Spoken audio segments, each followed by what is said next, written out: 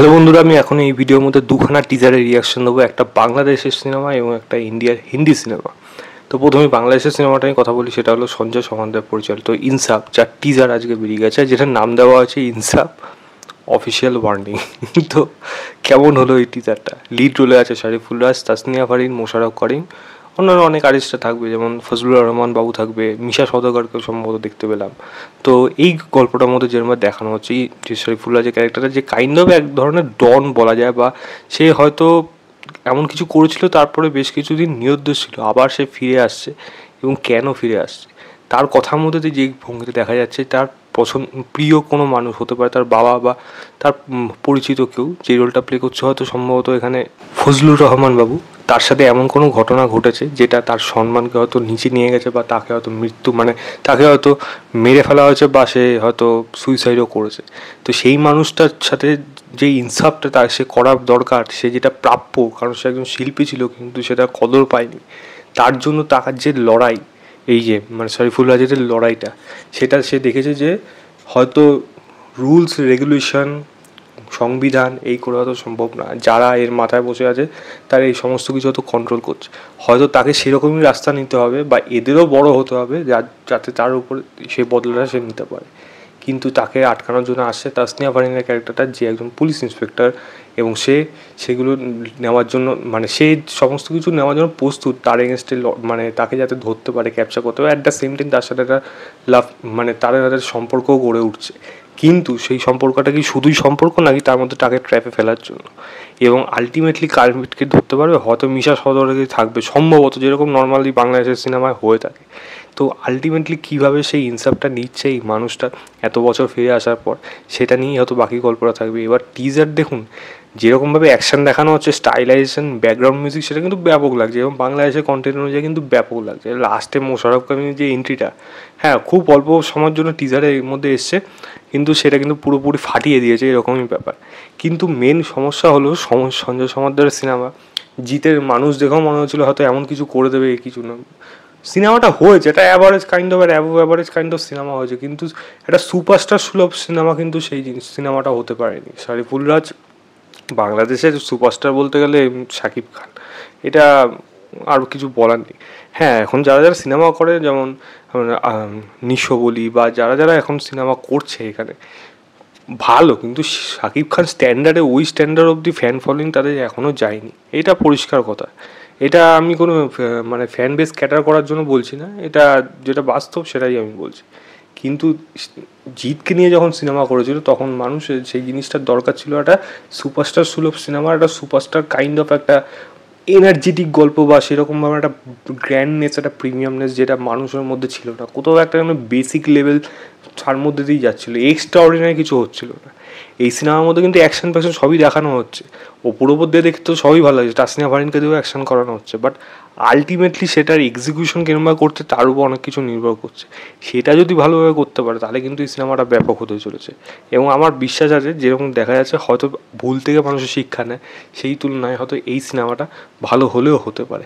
তো দেখা যাক, আমার তো টিজারটা বেশ ভালো লাগলো, এবং আমি যদি বলি ওভারঅল প্রিমিয়ামনেস, গ্র্যান্ডনেস, সেগুলো কিন্তু বাংলাদেশের স্ট্যান্ডার্ড অনুযায়ী ডেফিনেটলি এই সিনেমার মধ্যে ভালো। একমাত্র শাকিব খানের সিনেমায় গ্র্যান্ডনেস আর প্রিমিয়ামনেস পাওয়া যায়, বাকি সিনেমার মধ্যে কিন্তু সেরকম থাকে না, কিন্তু এই সিনেমাটার মধ্যে কিন্তু সেই ফিলিংসটা পাওয়া যাচ্ছে। এবার দেখা যাক সেটা কীরকম। শরীফুল রাজ একজন ভালো অভিনেতা, তাকে এই রোলে কাস্ট করা হয়েছে, এবং সে তার অ্যাজ লিড এরকম একটা বড় প্রজেক্ট, সেটা ডেফিনেটলি আমার মনে হয় বাংলাদেশ অডিয়েন্স ডেফিনেটলি দেখবে, এবং আমাদের এখানে কীভাবে আসবে ভগবান জানে, বাট আসলে ডেফিনেটলি দেখার চেষ্টা করবো। তাসনিয়া ফারিন খুব পছন্দ অভিনেত্রী, তাকে দিয়ে অ্যাকশনও করা হবে, সেটা দেখার জন্য বেশি এক্সাইটেড।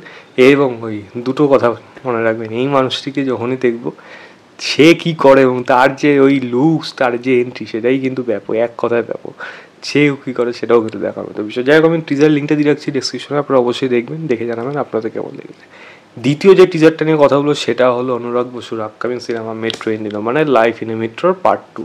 তো তার একটা কাইন্ড অফ একটা সং টিজার, বা বলা যায় একটা ক্যারেক্টার ইন্ট্রোডাকশন টিজার এখানে বার করা হয়েছে, যেটাকে শুধু টিজারই বলা হয়েছে, এবং এই গানটা 28 তারিখ বেরোবে, যেটা অরিজিৎ সিং গেয়েছে। দেখুন, life in a metro, once in a life টাইপের সিনেমা, তো সেরকম ধরনের সিনেমা করতে গেলে না, আপনাকে ভালো রকম, যেরকম ওই সিনেমার মধ্যে ইউএসবি কী কী জিনিস ছিল, একটা হলো সম্পর্ক, সময়, স্থান, কোন জায়গায় তাদের গল্পগুলোকে দেখানো হচ্ছে আরবান অডিয়েন্সে অবশ্যই, এবং সেই সময় আমরা কীভাবে সেগুলোর সাথে ডিল করতাম। অ্যাট দ্য সেম টাইম সেই সিনেমার গান এবং এই মনের মধ্যে থাকা কেকের গান, এখানে ডেফিনেটলি অরিজিৎ সিংয়ের গানটা ব্যাপক লাগছে, এবং জানি যা কথা যা ডায়লগ যেমন রয়েছে ব্যাপক হয়, ফিলিংস পরে পুরো ভরিয়ে দেবে। এবং এখানে ভালো ভালো কাস্টিং নেওয়া হয়েছে, প্রত্যেককে দেখতে ভালো লাগছে, আমি সেটা দেখার জন্য খুব এক্সাইটেড থাকলাম। অনুরাগ বসু লাস্টে নিজে গিয়ে সেটা গিয়ে আবার বলছে যে শহর যতটা না আমাদেরকে দেয় তার থেকে বেশি নিয়ে নেয়। তো এই যে একটা কাইন্ড অফ একটা স্যারকাস্টিক একটা ডায়লগ বলা, তার একটা মানে পুরনো স্টাইল, এটা আগে ছিল এরকম। এবার এই গল্পটার মধ্যে মেন বিষয় হলো লাইফ ইন এ মেট্রো যেই মাইলস্টোনটা মানে করে দিয়ে গেছে ওখানে, সেটাকে ম্যাচ করা কিন্তু খুব বেশি মানে টাফ হতে চলেছে। কারণ দেখুন, ওটা ওই সময়ের সিনেমা, ওই সময়টা বেশ ভালোভাবে কিন্তু মানুষে ক্র্যাক করতে পেরেছিল। এখনকার দিনে মানুষের চরিত্র, মানুষের চালচলন কিন্তু পুরোপুরি অন্যরকম। সেটাকে কীরমভাবে নেবে সেটা কিন্তু দেখার মতো বিষয়। কারণ সেটাকে যদি সম্পর্ক এই কোশ্চেনগুলো যদি ভালো না হয়, যেমন পঙ্কজ ত্রিপাঠী, কঙ্কনা সিনহা, আমার বিশ্বাস ব্যাপক হবে, বা নীনা গুপ্তা, আমাদের যদি বলি এখানে অনুপম খের, ভালো হবে। 700,000 দেখে ভালো লাগছে। নিউ জেনারেশন যাদের নিচ্ছে তাদেরকে নিয়ে আমার একটু মানে বেশি চিন্তা থাকছে, যেমন আলি ফজল, সারা আলি খান, ফাতেমা হাসান শেখ এবং আদিত্য রয় কাপুর, এদেরকে কীভাবে দেখাচ্ছে, এদের সম্পর্কগুলো কীভাবে আসছে, সেটা কিন্তু অনেক বেশি গুরুত্বপূর্ণ হতে চলেছে। তবে দেখা যাক এটা কীরকম হয়। জুলাই মাসে আসছে, জুলাই, এবং গান 28 তারিখে আসছে, সেটা অবশ্যই বিষয়। এবার দেখুন, টিজার অনুযায়ী আমি বলবো না এটা সিনেমার টিজার, এইটা হয়েছে ক্যারেক্টার ইন্ট্রোডাকশন টিজার হতে পারে। তবে হ্যাঁ, এটুকু বলতে পারি, কোথাও যেন অরিজিতের গানটা মনে ছুঁয়ে যাবে, ডেফিনেটলি যাবে। তবে কে বেঁচে থাকলে হয়তো কে ইউজ করা হতো, ওই টাইম মিস থাকবে। যাক, দেখা যাক সেটা কীরকম হয়, বাকিটা সময় বলবে। আমি লিঙ্ক দিয়ে রাখছি, আপনারা অবশ্যই দেখবেন, দেখে জানাবেন আপনাদের কেমন লেগেছে। তো এই ছিল আমার ওভারঅল টিজার রিয়াকশন অফ বাংলাদেশের সিনেমা ইনসাফ এবং আমাদের ইন্ডিয়ার সিনেমা মেট্রো ইন্ডিনো। ভিডিওটা ভালো লাগলে লাইক, শেয়ার, চ্যানেলটাকে অবশ্যই সাবস্ক্রাইব করে দেবেন। বাই।